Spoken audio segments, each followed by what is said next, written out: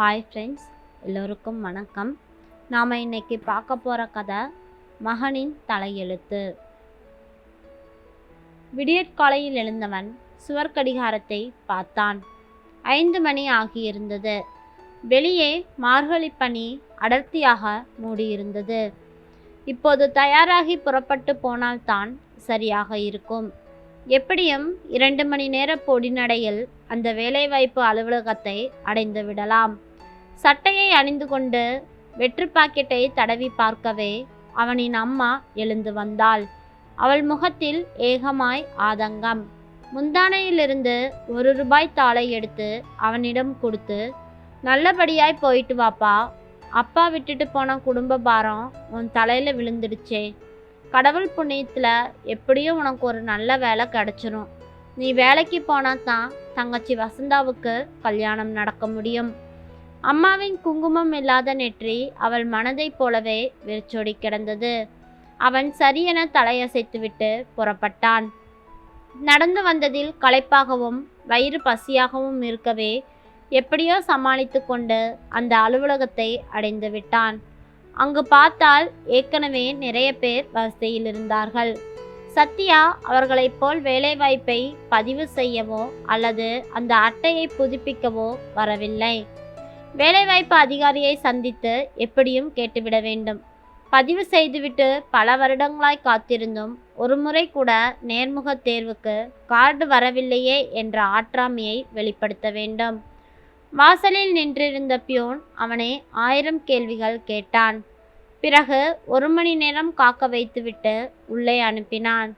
அதிகாரியை பார்த்தால் அப்படியொன்றும் கொடூரமானவராய் தெரியவில்லை.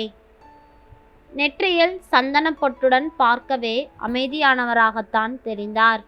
என்னப்பா, இன்டர்வியூ கார்டு வரலையே? ஆமாம் சார், நான் பதிவு பண்ணி 7 வருஷத்துக்கு மேலே ஆயிடுச்சு. இது வரைக்கும் ஒரு கார்டு கூட வரல. வாஸ்தவந்தான். நாங்கள் என்ன பண்ணுறது? எத்தனையோ முயற்சி பண்ணுறோம். ஆனால் நாளுக்கு நாள் வேலை இல்லைங்கிறவங்க பதிவு லட்சக்கணக்கில் போயிட்டுருக்குதே. சார், கொஞ்சம் கருணை காட்டுங்க. என்னோட குடும்பம் என்னை மட்டும்தான் நம்பிட்டுருக்கு. எல்லாம் எனக்கு புரியுதுப்பா. நான் என்ன பண்ண முடியும்?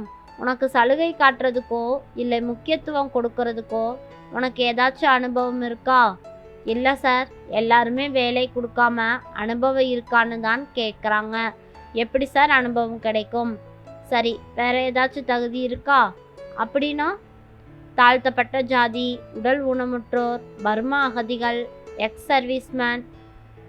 அந்த வேதனையிலும் அவனுக்கு சிரிப்பு அடக்கி கொண்டு இருந்தான்.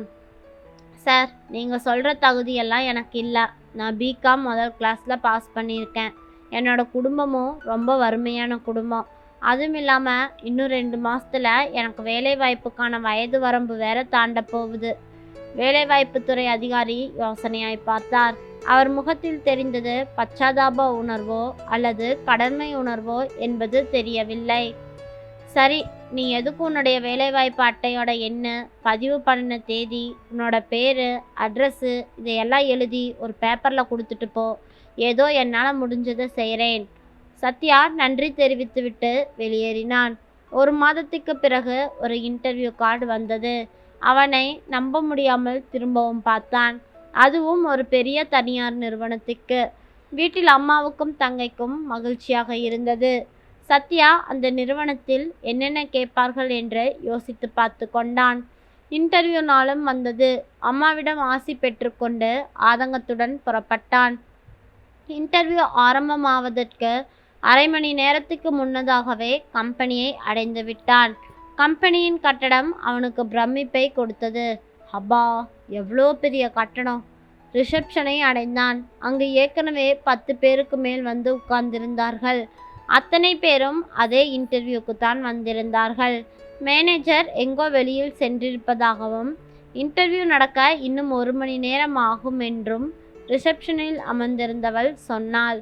சத்யா அவ்வளவு நேரம் அங்கு உட்கார்ந்திருக்க விரும்பவில்லை. டீ குடிக்கலாம் என்று வெளியே வந்தான்.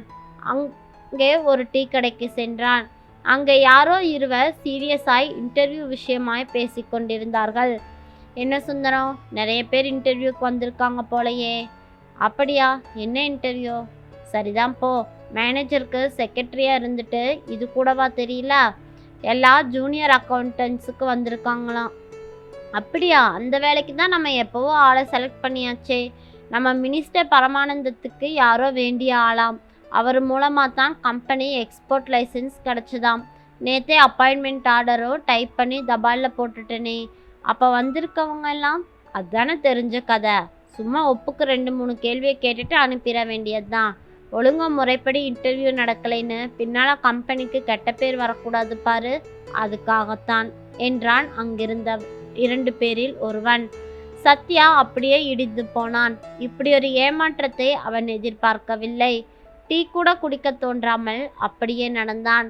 நடக்க நடக்க அவனுக்கு கண்கள் இருட்டின, கால்கள் தடுமாறின. தன்னையும் அறியாமல் அவன் சாலையை கடக்க இருந்த நேரத்தில் பின்னாலிருந்து வேகமாய் வந்த லாரி ஒன்று அவனை அடித்து தூக்கி போட்டது. சத்யா அதே இடத்தில் நினைவிழந்தான். பாதசாரிகள் அவனை தூக்கி கொண்டு ஆஸ்பத்திரியில் சேர்த்தார்கள். மறுநாள் கண் விழித்து பார்த்தவன் அதிர்ந்தான். காலை அசைக்க முடியாதபடிக்கு ஒரு பெரிய கட்டு போட்டிருந்தது. தலையிலும் பேண்டேஜ் சுற்றப்பட்டிருந்தது. நேற்றைய சம்பவம் நினைவுக்கு வந்தது. எதிரே அம்மாவும் தங்கையும் கண்கலங்க நின்றிருந்தனர். சத்யா அந்த நிலையிலும் அம்மாவை சமாதானப்படுத்த முயன்றான். அழாதீங்கம்மா, எல்லாம் என்னோட விதிதான். இல்லைன்னா எனக்கு இந்த விபத்து நடக்குமா? சாதாரண உடல் காயமாக இருந்தாலும் பரவாயில்லப்பா. இப்படி முழங்காலையே எடுக்க வேண்டிய அளவுக்கு கொடூரம் நடந்து போச்சேன்னு தான் என்னோட மனசு பதறுது என்றாள். சத்யா பொங்கி வந்த துக்கத்தை அடைத்து கொண்டான். பிறகு நிமிர்ந்தான். உங்கள் வேதனை எனக்கு புரியுதுமா. எப்படியாச்சும் எனக்கு வேலை கிடைக்கும்னு இத்தனை நாளாக காத்துக்கிட்டு இருந்தீங்க. கடைசியில் எனக்கு இந்த கதி ஆயிடுச்சே. இதுவும் ஒரு வகையில் நல்லது தான் நினைக்கிறேன் என்றான் சத்யா. என்னப்பா சொல்கிற? ஆமாம்மா, எனக்கு வேலைக்கான வயசு வரம்பு இன்னும் கொஞ்ச நாளில் தாண்ட போகுது. இந்த நேரத்தில் இப்படி ஒரு விபத்து ஆயிட்டதால இதுவும் எனக்கு சாதகமாக தான் நடந்திருக்குது. உடல் ஊனமுற்றோர் பிரிவிலையாச்சும் இனி எனக்கு வாய்ப்பு கிடைக்கும் இல்லையா? நிச்சயம் வேலை கிடைச்சிரும். அம்மாவும் தங்கையும் பேச்சின்றி நின்றிருந்தார்கள். அவர்கள் கண்களும் அழுது அழுது ஓய்ந்து விட்டனர். கிட்டத்தட்ட 1 மாத சிகிச்சைக்கு பின் மெல்ல மெல்ல எழுந்து தடியை பிடித்து நடக்க பழகி கொண்டான். விபத்து வழக்கில் இருந்து கிடைத்த நஷ்ட ஈடு பணத்தில் தங்கை வசந்தாவுக்கு திருமணமும் செய்துவிட்டான். பின்னர் மீண்டும் வேலைவாய்ப்பு அலுவலகத்துக்கு சென்றான். அங்கு வேலைவாய்ப்பு அதிகாரியை பார்க்க வேண்டும் என்று சொன்னான். பியூனும் அவனை உள்ளே விட்டார்கள். அப்பொழுது அந்த அதிகாரிக்கு இப்போ இவனை பார்த்ததும் பேரதிர்ச்சியாக இருந்தது. ஆமாம், காரணம் அவனின் ஒரு கால் தான் பாதியாக துண்டிக்கப்பட்டு இருந்து விட்டது. அப்பொழுது அதிகாரி எதுவும் பேசவில்லை. அவன்தான் பேசினான். சார், நீங்கள் கேட்ட தகுதியில் எனக்கு இப்போ ஒரு தகுதி வந்துருச்சு. எனக்கு உடல் ஊனமுற்றோர்னு தகுதி இப்போ இருக்கு இல்லையா? இப்போ எனக்கு வேலை ஏதாவது கிடைக்குமா சார் என்று கேட்டான். அவரோ என்னப்பா இப்படி என்று கேட்டு அவனுக்கு நடந்ததை எல்லாம் கேட்டு தெரிந்து கொண்டார். உடனடியாக அவரால் முடிந்த அளவுக்கு அவரின் சொந்த முயற்சியிலேயே அவனுக்கு ஏதுவான ஒரு வேலையை ஏற்படுத்தி கொண்டான். அவனும் அந்த வேலையில் படிப்படியாக முன்னேறத் தொடங்கினான்.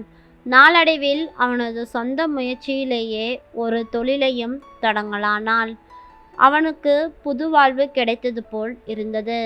அவனின் அம்மாவோ ஆனந்த கண்ணீரில் மிதந்தார்கள். என்னதான் நம்மளுக்கு எல்லா தகுதியையும் கடவுள் கொடுத்திருந்தாலும் நம்மளும் கொஞ்சம் முயற்சி பண்ணி முதல் படி எடுத்து வைத்தால் மட்டுமே எல்லா காரியங்களும் நல்லபடியாக நடக்கும்.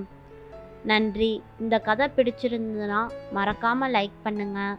நம்ம சேனலை சப்ஸ்கிரைப் பண்ணி உங்களோட ஆதரவை எனக்கு கொடுங்க. தேங்க்யூ.